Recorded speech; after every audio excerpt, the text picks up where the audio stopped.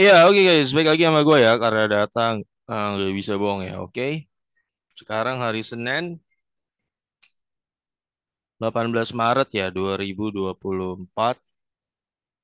IHSG dalam posisi turun dikit ya 0,3 ya. Oke, ya gue sekarang pengen bahas soal Palo Keng Hong di saham UNTR waktu terjadi krisis 98 ya. Ya ini hiperinflasi di tahun 1998 ya. Nyambung sama video gue sebelumnya. Sebenarnya oke, kita sekarang perlu bukti real ya. Bener nggak? Ya saham itu bener-bener kuat melawan hiperinflasi ya. Nah ini kebetulan ada case yang bener-bener real gitu ya, yaitu Palo Keng Hong itu sendiri ya, di mana dia beli saham UNTR lagi jatuh-jatuhnya ya setelah di kondisi itu saat hiperinflasi, dan ternyata hiperinflasi itu bisa menjaga asetnya Pak Lo sehingga dia malah naik jadi 5.900%. Nah, ya ini case yang mau gue angkat gitu ya. Ya, dan ini gue udah siapin laporan keuangan dari UNTR dari tahun 96 sampai 2004 ya. Jadi Pak Lo itu dia beli saham UNTR pas lagi jatuh Rp 250 ya. Dia jualnya tahun 2004 pada saat 15.000 ya.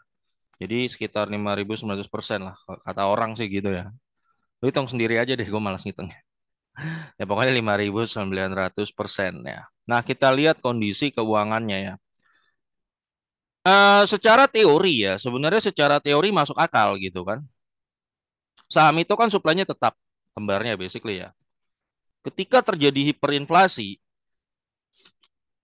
duit it, duit fiat itu kehilangan value, John. Kenapa? Karena duitnya makin banyak beredar gitu ya. Mungkin pemerintah mencetak uang buat membayar utang segala macam, makin banyak beredar, kehilangan value-nya, tapi saham lo tidak kehilangan value-nya. Tidak, karena lembarnya tetap. Ya. Sehingga saham lo akan terjadi kenaikan yang sangat luar biasa gitu kan. Luar biasa ngikutin inflasi. Makin inflasinya makin gede, saham lo makin naik gede. Itu teorinya, bukannya ini teori, sebenarnya udah terbuktikan ya. Sebenarnya tuh itu udah dibuktikan kalau lo lihat pasar saham Argentina, Merval ya.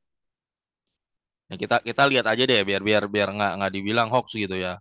Saat hiperinflasi, pasar modalnya akan ngikutin ya.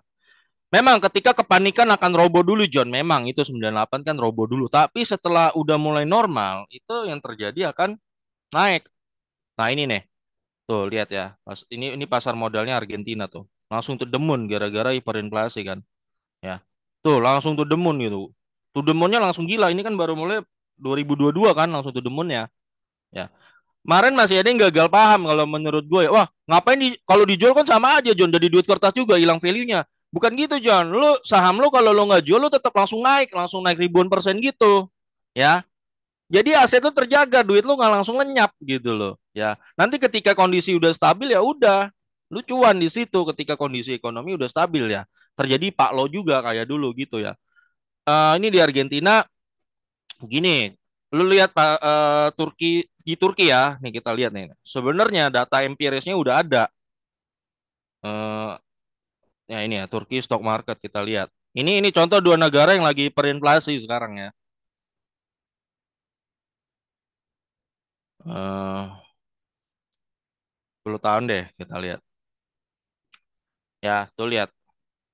Ketika mulai hiperinflasi di Turki ya, pasar sahamnya ikut naik. Oh, bisa tuh demun langsung. Ya, tuh demun. Jadi dari Turki dan Argentina kita udah dapat data yang valid nih. Ya, hiperinflasi ternyata saham tuh kuat di situ ya. Malah malah cuan karena dia lembarnya tetap. Ya emas juga bagus sih, cuman kan emas masih ditambang. Suplainya nambah terus masih. Jadi mungkin naiknya nggak segede saham. Kalau saham kan dia suplainya tetap, lembarnya tetap. Ya, karena kan nggak ditambang. Bitcoin aja masih ditambang kan? Masih ditambang. Ya kalau saham nggak, mau nambang gimana? Suplainya tetap. Ya. Nah, Nah, ditambah lagi kita pakai studi kasus sekarang dari Pak Lo sendiri yang dari lokal ya, UNTR ya pada saat dia beli di kondisi hiperinflasi kayak gitu ya yang terjadi dia malah cuan 5.900%. Ya. Nah, ini laporan keuangannya lu bisa download sendiri di sini ya. Nah, ini datanya dari tahun ini 2000, 2001, 234 sama file yang ini 96, 97, 98, 99, 2000 ya. Kita lihat apa yang terjadi saat itu ya. Oke, ini gua udah masukin di sini ya. Ya, UNTR udah ada di sini semua. Ya.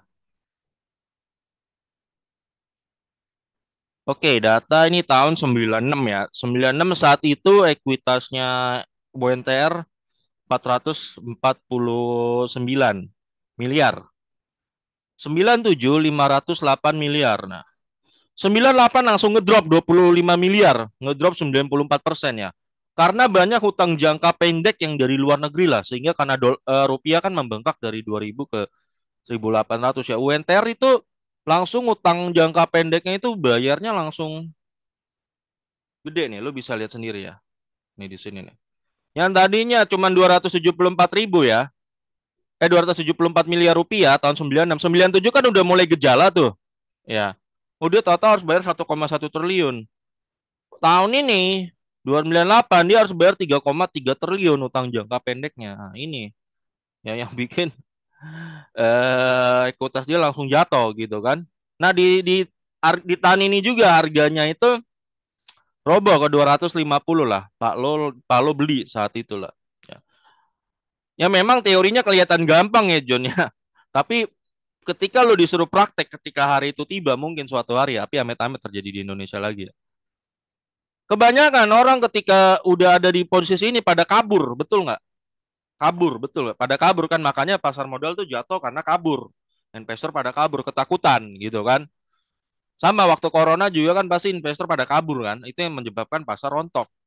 Tapi gini, kita harus berpikir secara matang-matang juga. Kalau lu bawa kabur itu, lu jual saham lu jadi duit cash. Fiat kan.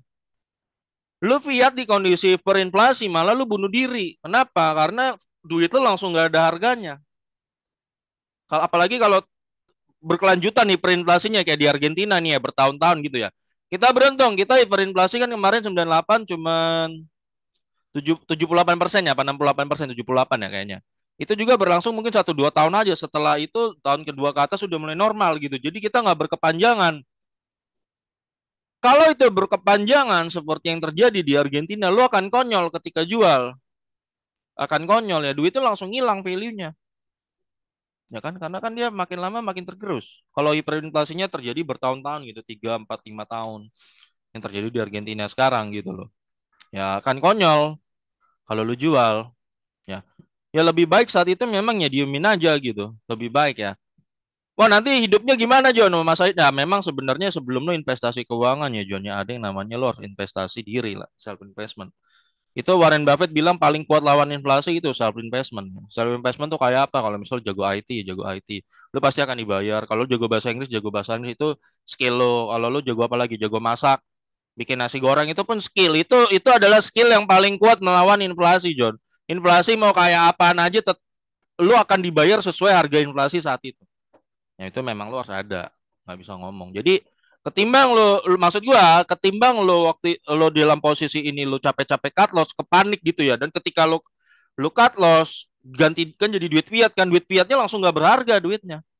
Kalau dia terus menerus inflasi terus ratusan persen ya udah nggak berharga duit lo. Langsung habis duit, langsung jatuh miskin lo. Lebih baik tetap stay di saham, taruh tetap stay di saham. Aset itu terjaga dari inflasi. Ya, nanti ketika pada waktunya itu akan naik. Ya, ketika sudah masyarakat udah mulai menghargai sesuai harganya itu akan naik. Jadi value lu nggak aset lu tuh nggak tergerus inflasi gitu loh maksud gua. 99 dia mulai pulih ya si WNTR 564 miliar ekuitasi ya. Sebentar ya. Ya berarti penjualannya udah mulai ikutin harga inflasi kan. Iya dia jual produk pasti harganya juga naik John. WNTR punya produk ketika inflasinya naik ya harganya akan naik produknya dia. Itu yang bikin dia langsung cuan ya dari hiperinflasinya itu. 2000 tahun 2568 miliar. Tahun 2001 naik tuh 814 miliar ya, naik 43% ya. Nah, ini udah mulai diapresiasi nih ya. Hiperinflasinya udah mulai stabil, tapi harga jualnya tetap dia tuh jual barang-barangnya sesuai harga yang udah naik gede itu, udah naik 78% itu inflasinya. Kayak gitu, John. Ya, jadi kalau lu waktu saat 98 misalnya ya, kita berani aja, lu langsung cut loss, lu malah itu keputusan yang salah. Keputusan yang salah karena lu tuker duit fiat, duit lu nggak berharga, malah hancur. 2022 naik 1 triliun. Ya, 34% tuh, ya. Naik lagi nih ekuitasnya ngeri banget WNTR ya. Terus enggak, bentar ya. Terus di tahun gue gedein dulu. Di tahun 2003 nih, ekuitasnya 1,4 triliun. Ya, 1,4 triliun. Ya, 1,4 triliun itu naik 35% lagi tuh ekuitasnya ya, naik lagi. Dan 2004 pun waktu itu 3,1 triliun, naik hampir 2 kali lipat. Wah, naik 108% ya. Makanya lu bayangin dah kalau cuannya tuh kayak apa. Ya kalau ekuitasnya naik mulu kayak gini apalagi labanya gitu ya. Nah, Pak lo butuh 6 tahun untuk melakukan itu, John. Jadi harus sabar banget itu, John. 6 tahun. Lu nggak bisa, lu nggak bakalan dapet momen ini dah kalau lu jadi swing trader nggak bakal dapet. Atau lu jadi trader. Emang emang kayak gini agak lain. Gaya investasinya itu agak lain. Ya kalau lu ngandelin jual beli bentaran gitu lu nggak akan dapet momen begini. Nggak akan dapet memang. Ya. Lembar saham saat itu beredar 1,5 miliar ya, John ya. Kira-kira catatan gua. Book value-nya terakhir 2.000 di 2004 ya. Waktu di 98 tuh book value-nya cuma 17. Gila nggak naiknya? Ini book value cuma 17 ya. Kalau kan di 2,5 tuh book value 17. Di 2004 book value-nya ONTR tuh di 2.000. Naik, memang naik ribuan persen ya. Makanya harga sahamnya juga naik ribuan persen ya.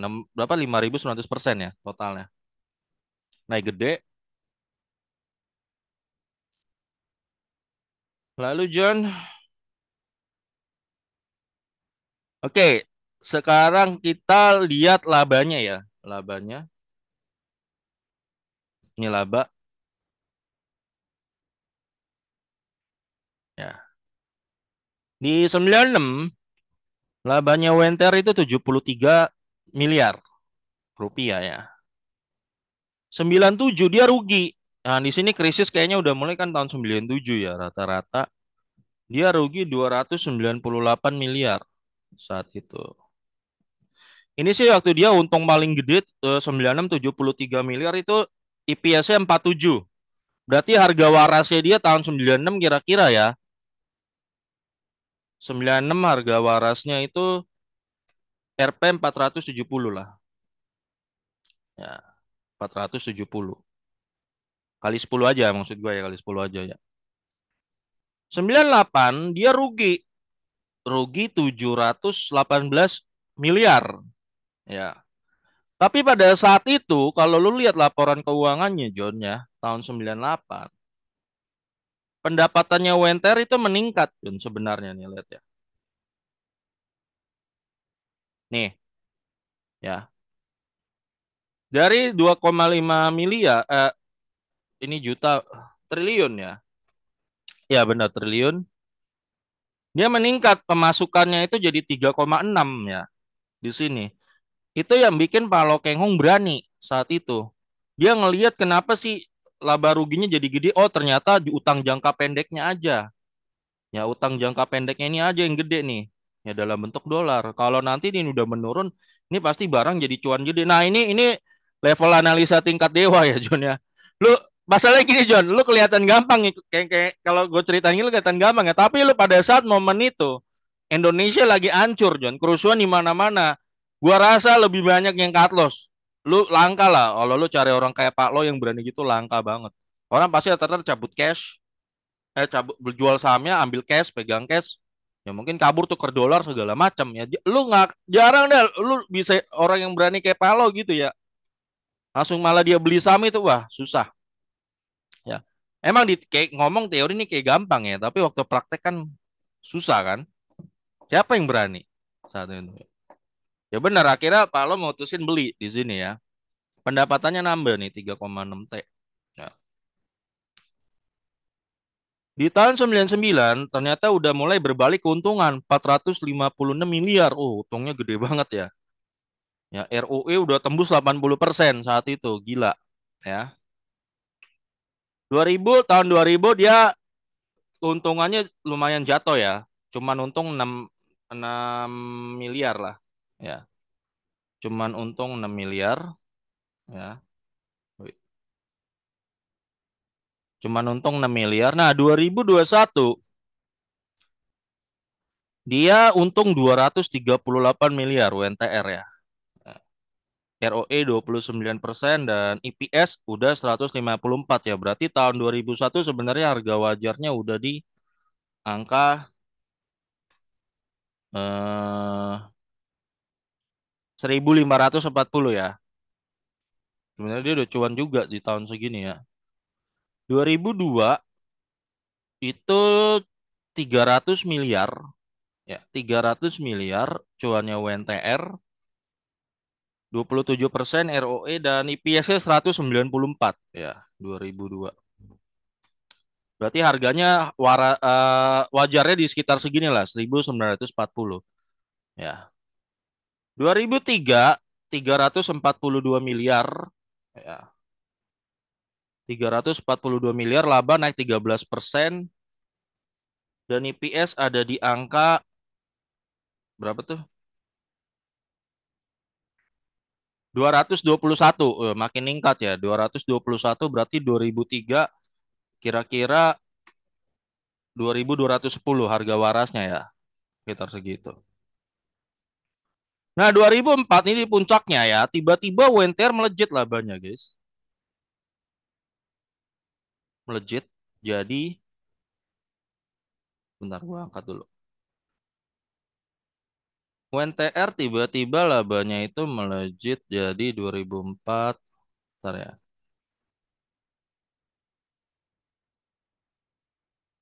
Jadi 1 triliunan, guys. Mana nih? 1 triliun nih ya. Tahu-tahu melejit. Melejit melejit 220%. Nah, ini yang bikin kayaknya pada saat itu orang juga FOMO beli saham WNTR ya. Kita lihat IPS-nya ada di 711 tiba-tiba nih 711.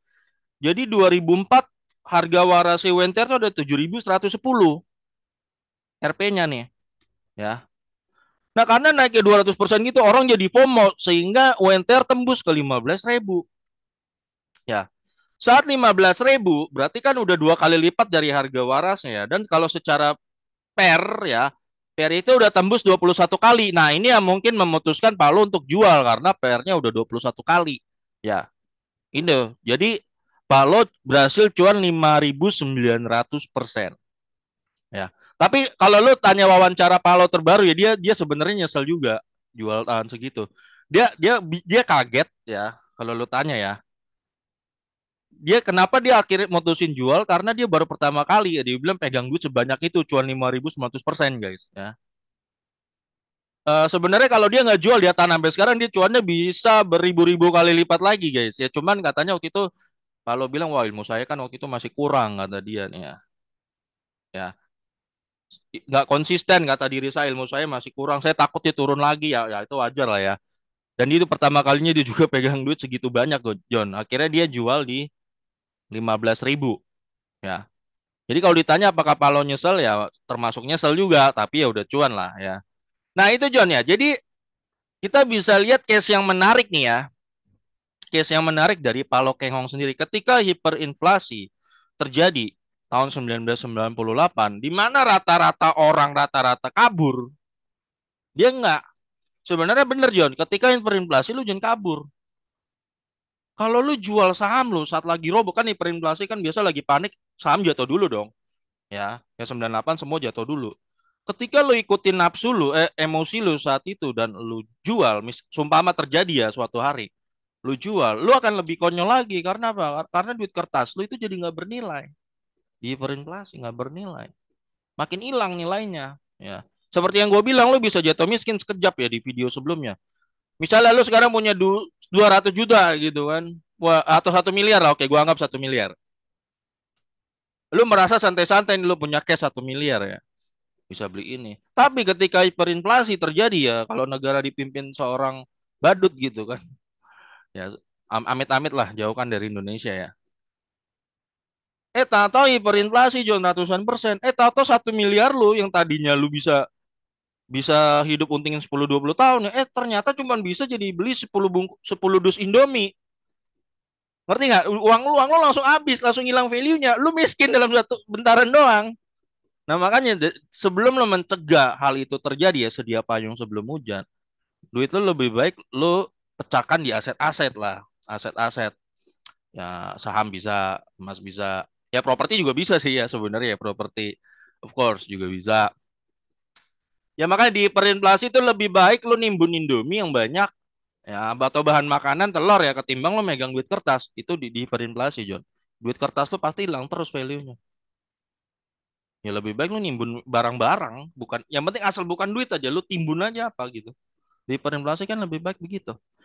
Nah, ketika lu tidak ngikutin John, emosi lu, misalnya anggaplah lu case di 98 ya, tidak ikutin emosi lu untuk segera tukar itu dengan duit, ya.